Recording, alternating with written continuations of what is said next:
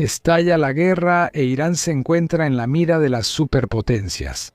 Habían prometido ser neutrales, pero eso no significaba nada. Con el destino de la nación y del mundo en juego, Irán tiene que enfrentarse a enemigos mucho más poderosos. Y dos de las naciones más poderosas del planeta intentan imponer su voluntad sobre la nación recién modernizada. Como la mayoría de la política internacional, el trasfondo es complejo y tiene muchas capas. Para simplificar, durante la Primera Guerra Mundial, grandes partes de la nación de Medio Oriente, llamada Persia, fueron ocupadas por el Imperio Otomano, Gran Bretaña, Rusia, y el país también estaba bajo una importante influencia alemana, a pesar de que era una nación neutral. Después de la guerra, un golpe de Estado liderado por el nacionalista Reza Jan derrocó al gobierno y se estableció como ministro de guerra, luego como primer ministro, y finalmente como Shah de Persia, cambiando su nombre a Reza Pahlaví. En 1935, la nación también cambió su nombre de Persia a Irán, nombre que ha mantenido hasta el día de hoy. Estos son los conceptos básicos de una serie de eventos mucho más compleja. De todos modos, gracias a su ocupación previa del país, los iraníes estaban comprensiblemente poco entusiasmados con los británicos y los rusos,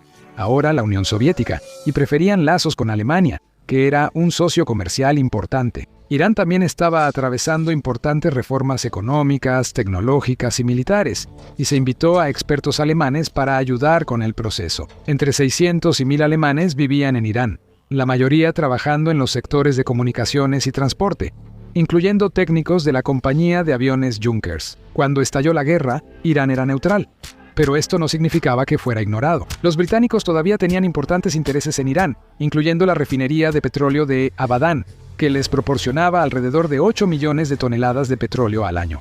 Luego, Alemania lanzó la Operación Barbarroja, la invasión de la Unión Soviética en 1941.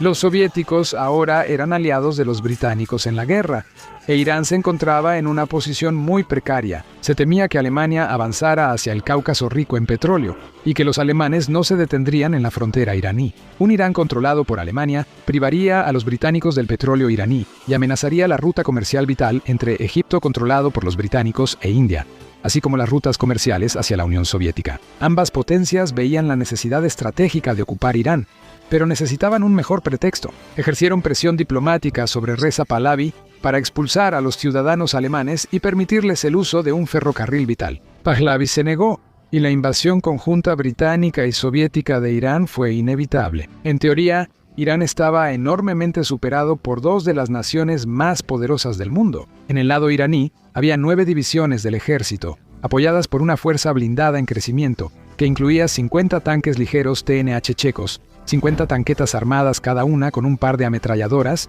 y posiblemente hasta 100 vehículos blindados con cañones montados de 37 milímetros. También tenían al menos 100 obuses de 75 milímetros y de 100 milímetros, así como muchos morteros y artillería más ligera, aunque esto es difícil de confirmar con certeza. La fuerza aérea era menos impresionante, compuesta principalmente por aviones obsoletos, y solo alrededor de 40 estaban en condiciones de volar. Hay algunos informes que indican que Irán tenía al menos 10 P-40 Tomahawk comprados a Estados Unidos, pero esto es difícil de confirmar, y no jugaron ningún papel en los combates, incluso si existían, ya que supuestamente todavía estaban en sus cajas de envío. Su marina estaba centrada en 2 balandras construidas en Italia, de 950 toneladas cada una. Estos eran barcos pequeños, similares a destructores, pero no tan rápidos ni ágiles, y estaban diseñados para patrulla costera, defensa antiaérea y guerra antisubmarina. También tenían unas 10 lanchas patrulleras más pequeñas, más parecidas a una guardia costera que a una marina real. En la otra esquina estaban los británicos, que enviaron las 8ª y 10ª divisiones de infantería de la India,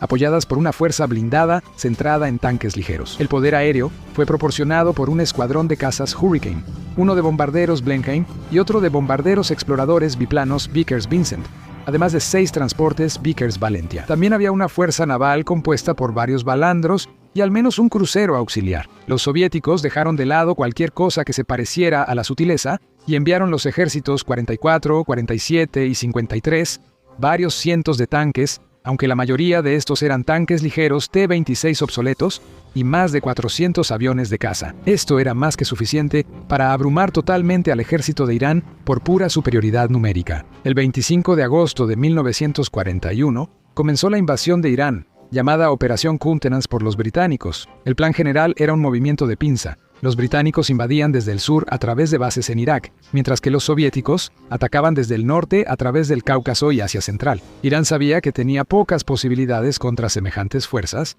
y pidió ayuda a Estados Unidos para que les ayudara a preservar su estatus como nación neutral. La respuesta del presidente Roosevelt fue decepcionante, por decirlo menos. En pocas palabras, él afirmó que la amenaza que representaba la Alemania nazi significaba que cualquier medida para detenerlos era aceptable. Lo expresó de manera más elocuente que eso, pero sin importar las palabras, Irán estaba solo. El inicio de la invasión se llevó a cabo al amanecer del día 25. El HMS Shoreham convirtió al Palang en un arrecife de coral con la primera andanada. Un desembarco anfibio de la 8ª División India pronto aseguró las vitales refinerías de petróleo en Abadán. Y al mismo tiempo, el puerto de Bandar Shapur fue capturado por un crucero mercante australiano. El balandro iraní Babur fue hundido por el balandro australiano Yarra. Bombarderos Blenheim de la RAF bombardearon varios aeródromos, neutralizando gran parte de la fuerza aérea iraní. Algunos cazas lograron despegar, pero no representaban una amenaza, sino más bien eran objetivos para los cazas Hurricane de escolta. La invasión terrestre comienza cuando la 8ª División India sale de su base en Basora, Irak, y se interna en territorio iraní, mientras que la 10ª avanza desde la ciudad fronteriza de Kanakin. Tuvieron cierto éxito inicial, pero los iraníes estaban peleando muy por encima de su nivel, y ambos ataques encontraron una resistencia obstinada para el 27 de agosto. Sin embargo, estos fueron contratiempos temporales, y para el día siguiente lograron asestar algunos golpes serios a las fuerzas iraníes, capturando Shahabad y la capital regional de Kermanshah. Al norte, la ciudad costera de Astara en el mar Caspio fue capturada por el 44º Ejército Soviético y elementos de la Armada Roja. Fueron detenidos temporalmente en la ciudad de Rasht y el puerto de Bandar Pahlavi. Luego, bombarderos soviéticos alzaron vuelo y comenzaron el bombardeo de la ciudad,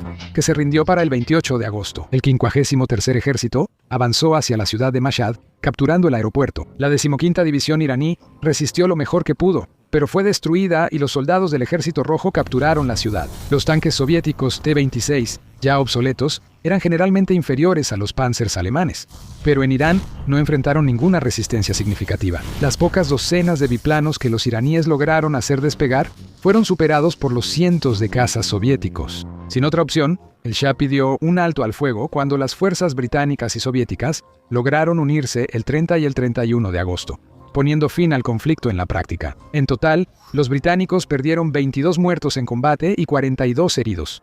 Los soviéticos, alrededor de 40 muertos. Las pérdidas iraníes fueron de alrededor de 800 soldados y civiles muertos, aunque se desconocen las cifras exactas. A pesar de sus esfuerzos, Irán fue superado. Carecían del equipo de mando y comunicación necesario para coordinar sus defensas. Fueron tomados por sorpresa y también estaban enormemente superados en número. Esta ruptura en el liderazgo incluso llevó a que algunos generales huyeran del campo y dejaran a sus hombres solos. La invasión anglo-soviética duró 6 días en total. El 16 de septiembre, Reza Shah abdicó en favor de su hijo, Mohammad Reza Pahlavi, quien fue mucho más cooperativo con los aliados. Pasaría el resto de su vida en el exilio en Sudáfrica. Con los aliados ahora firmemente en control de Irán, exigieron que cortaran todos los lazos con Alemania y otras potencias del eje. En enero de 1942, Gran Bretaña, la Unión Soviética e Irán firmaron el Tratado Tripartito de Alianza. El tratado garantizaba la soberanía iraní y, lo más importante, también establecía que los aliados abandonarían Irán después de la guerra. En septiembre de 1943, Irán declaró la guerra a Alemania, y unos meses después fue el lugar de una reunión entre Winston Churchill, Joseph Stalin y Franklin Roosevelt, donde discutieron planes para la guerra y el mundo de posguerra. Durante la guerra, Irán fue un vínculo vital que permitió que millones de toneladas de suministros del programa de préstamo y arriendo llegaran a la Unión Soviética desde Estados Unidos. Esto tuvo un costo. Con los recursos y la mano de obra desviados al ferrocarril transiraní, no se dedicó lo suficiente a la agricultura, y esto llevó a la inflación, la escasez de alimentos y una hambruna en el país. Cuando terminó la guerra, Gran Bretaña cumplió con sus obligaciones del tratado y junto con las tropas estadounidenses se retiró a principios de 1946. Sin embargo, los soviéticos necesitaban un poco más de motivación. Habían estado financiando en secreto al menos 2 movimientos separatistas en Azerbaiyán y Kurdistán, en el territorio norte de Irán. Pero esa es una historia para otro día. Finalmente, en mayo de 1946, los soviéticos se retiraron, uno de los primeros episodios de la Guerra Fría.